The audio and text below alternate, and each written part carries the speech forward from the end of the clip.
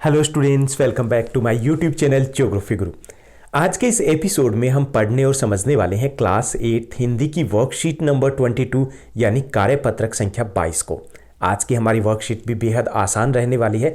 इस वर्कशीट में हम अपना पार्ट जहां पहिया है वो जारी रखेंगे। आज की इस वर्कशीट में हम समझने की कोशिश करेंगे कि साइकिल आंदोलन से वहाँ की दुनिया, वहाँ के महिलाओं का जीवन कितना बदला।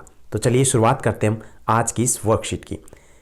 जैसा कि आप अपनी स्क्रीन के ऊपर देख पा रहे हैं, यह हमारी वर्कशीट नंबर 22 यानी कि कार्यपत्रक संख्या 22 है। हमारा विषय हिंदी है और आज की दिनांक रहेगी 10 दिसंबर 2020। जहां पहिया है।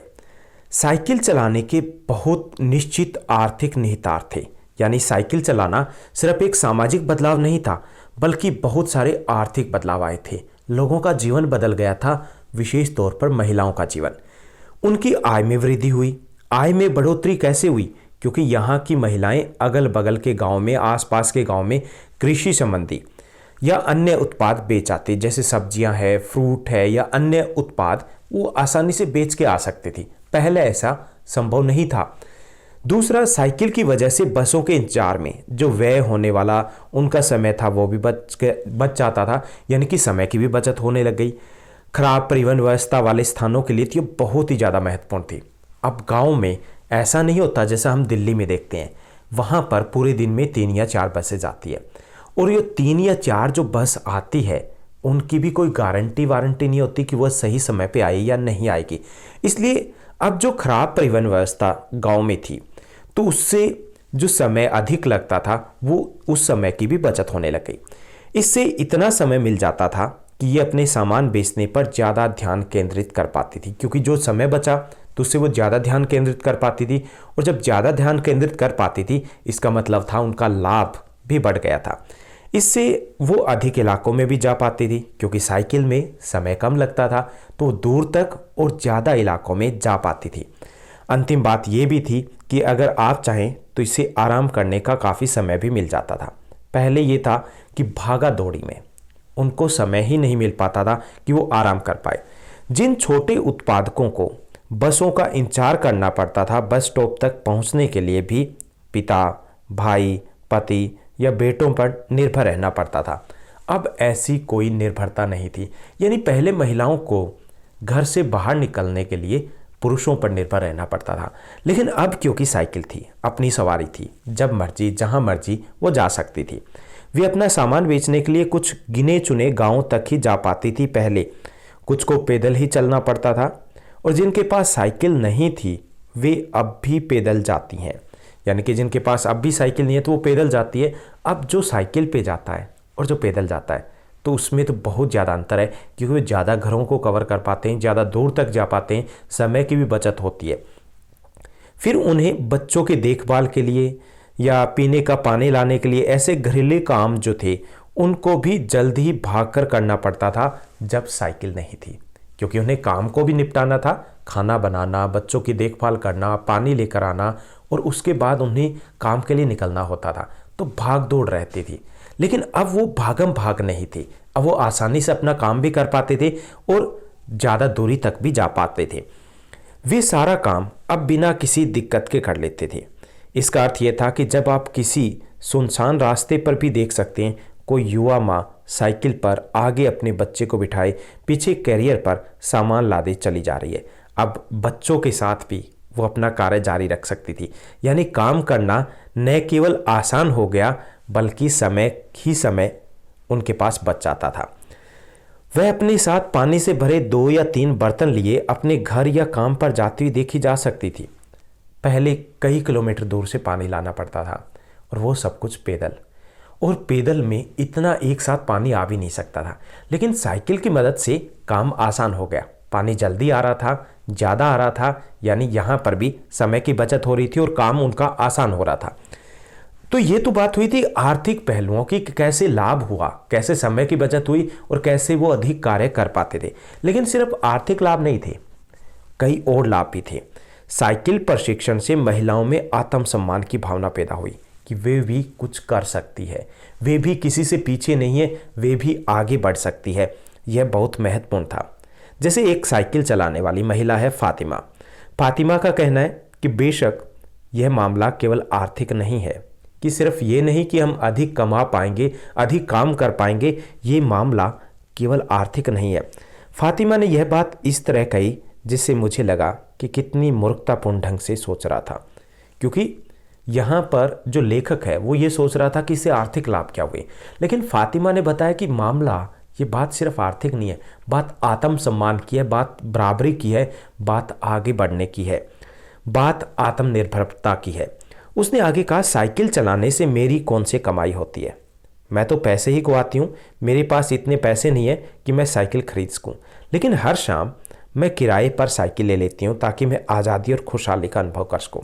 तो फातिमा कहना कि इससे एक अलग खुशी मिलती है जब हम किसी पर निर्भर नहीं होते, जब हम अपना काम खुद करते हैं, जब हमें आज़ादी महसूस होती है, जब हमें बराबरी महसूस होती है, तो एक अलग सी खुशी मिलती है और उस खुशी का कोई मोल नहीं होता, खुशी अनमोल होती है।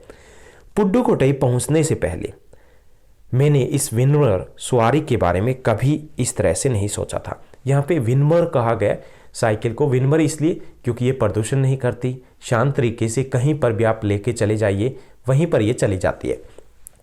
तो लेखक ने पहले ऐसे नहीं सोचा था। जब वो पुडुकोट्टई पहुंचे तो लेखक पहले ये सोच रहा था कि इससे लाभ क्या हुआ। उन्होंने ये नहीं सोचा था कि सिर्फ आर्थिक लाभ नहीं, दूसरा पहलू भी है। मैंने कभी साइकिल को आज़ादी का प्रतीक नहीं समझा था, लेखक ने इससे पहले। एक महिला ने उन्हें बताया कि लोगों के लिए समझना बड़ा कठिन है कि ग्रामीण महिलाओं के लिए यह कितनी बड़ी चीज़ है। शायद आप जो दिल्ली में बैठे हैं, हम जो दिल्ली में बैठे हैं, हमारे लिए भी ये समझना काफ़ी मुश्किल है कि साइकिल चलाने से आज़ादी, साइकिल चलाने से खुशी, साइकिल चलाने से आत्मनिर्भरता कैसे आती है। लेकिन जब हम गाँव में जाते हैं, देखते हैं वहाँ की समस्याएं, वहाँ के परिवहन की व्यवस्था, तो शायद बेहतर तरीके से हम समझ पाते हैं कि साइकिल चलाना महिलाओं के लिए बहुत महत्वपूर्ण होता है। उनके लिए तो यह हवाई जहाज उड़ाने जैसी उपलब्धि होती है। लोग इस पर हंस सकते हैं, लेकिन केवल यहाँ की औरतें ही समझ सकती है कि उनके लिए कितना महत्वपूर्ण है साइकिल चलाना। हालांकि शुरुआत में कुछ पुरुष विरोध करते हैं, तो जो पुरुष इसका विरोध करते हैं वे जाएं, टहलें, क्योंकि जब साइकिल चलाने की बात आती है तो वे महिलाओं की बराबरी नहीं कर सकते। तो यहाँ पर आज के इस गद्यांश में हमने समझा कि साइकिल चलाने के क्या मायने थे उन महिलाओं के लिए, कैसे ये उनकी आत्मनिर्भरता, आत्मसम्मान और आज़ादी का प्रतीक था, और क्यों इसको क्रांति कहा गया है। तो चलिए हम आगे बढ़ते हैं, प्रश्नोत्तर की बात करते हैं। आज की इस वर्कशीट में 4 आसान से प्रश्न दिए गए। पहला प्रश्न दिया गया कि साइकिल चलाने से महिलाओं को कौन कौन से लाभ हुए। तो इससे महिलाओं में आत्मविश्वास बढ़ा, पहला। दूसरा, महिलाओं की पुरुषों के ऊपर जो निर्भरता थी वो कम हुई, पहले उन्हें कहीं पर आने जाने के लिए पुरुषों के ऊपर निर्भर रहना पड़ता था। तीसरा, इससे उनकी समय की बचत हुई है। चौथा, इससे वे अपना कार्य आसानी से कर पाती है। और पांचवा, इससे उनकी आय भी बढ़ी है, क्योंकि अब वह अपना सामान दूर दूर तक भेज सकती है या फिर बेच सकती है। तो ये था हमारा पहला प्रश्न। दूसरा जो प्रश्न दिया गया कि साइकिल को विनम्र सवारी क्यों कहा गया है, कल्पना करके हमें लिखना है। तो साइकिल को विनम्र सवारी इसलिए कहा गया है क्योंकि इसे चलाना बहुत ही आसान है, यह बहुत कम खर्चीली भी होती है, इसे स्त्री पुरुष दोनों ही चलाते हैं, अर्थात यह स्त्री पुरुष का भेदभाव नहीं करती और उनका एक समान कहना मान लेती है, इसलिए इसको विनम्र सवारी कहा गया है। तीसरा जो प्रश्न दिया गया, आपके विचार से लेखक ने इस पाठ का नाम जहां पहिया है क्यों रखा होगा। तो हमें यह बताना कि जहां पहिया, ये नाम जो रखा गया पाठ का क्यों रखा गया। तो मेरे विचार से लेखक ने इस पाठ का नाम जहां पहिया है इसलिए रखा होगा क्योंकि पहिए को गतिशीलता का प्रतीक माना जाता है। इसके अलावा पूरा पाठ है वो साइकिल के आसपास घूमता है। यह वह साधन है जिसने तमिलनाडु स्थित पुडुकोट्टई जिले की महिलाओं की स्थिति बदल कर रख दी। उनकी रूढ़िवादी जिंदगी थी वो पूरी तरीके से बदल गई, क्योंकि पूरा पाठ ही पहिए के आसपास घूम रहा है, इसलिए इस पाठ का नाम जहां पहिया रखा गया है। चौथा प्रश्न दिया गया, एक गतिविधि है कि जिस प्रकार, इसमें गतिविधि में बताया गया कि जिस प्रकार से साइकिल को चलाने से, सीखने से ग्रामीण महिलाओं को काफ़ी लाभ हुए, उसी प्रकार से ऐसे किसी अन्य कौशल के बारे में लिखिए जिसको सीखने से ग्रामीण महिलाओं को काफ़ी लाभ हो सकता है और कैसे। तो हमें कोई और एक कौशल बताना है कि जिससे महिलाओं को लाभ हो सकता है। तो मेरे विचार से महिलाओं को कंप्यूटर और इंटरनेट का प्रयोग करना भी सीखना चाहिए। इससे ना केवल वह बाहर की दुनिया से जुड़ पाएंगे बल्कि खुद की पढ़ाई को भी जारी रख पाएंगे। इससे वह अपने व्यापार और काम धंधे को भी बेहतर तरीके से कर पाएंगे। तो ये थी हमारी आज की आसान सी वर्कशीट। उम्मीद करता हूँ आपकी पढ़ाई बेहतर चल रही होगी। ऐसे ही हमारे साथ बने रहिए। अगर आपको ये वीडियो अच्छा लगा है तो इस वीडियो को लाइक और शेयर करना मत भूलिएगा। Thank you, bye bye, have a nice day.